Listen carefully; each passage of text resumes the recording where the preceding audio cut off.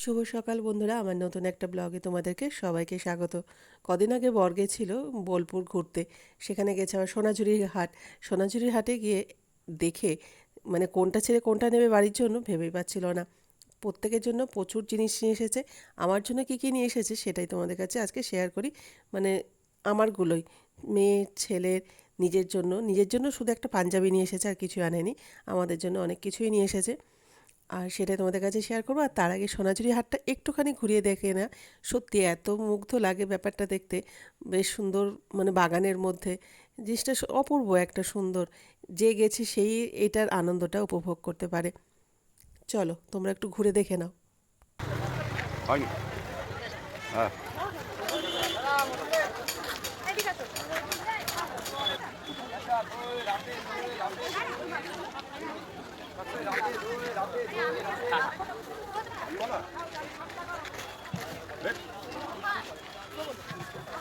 এই যে কী কী নিয়ে এসেছে সেটা দেখাই। এই দেখো, পার্টস নিয়ে এসেছে আমার জন্য দুটো।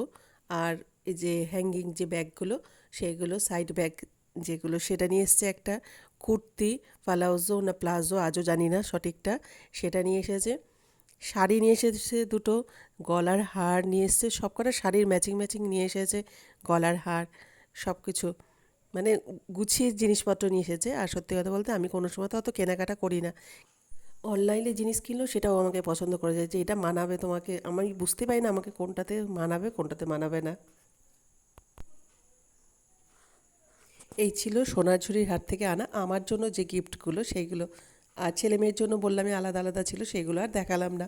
আমার জন্য যেগুলো সেগুলো স্পেশালিভাবে দেখালাম। আজকের মতো টাটা, সবাই খুব ভালো থেকো।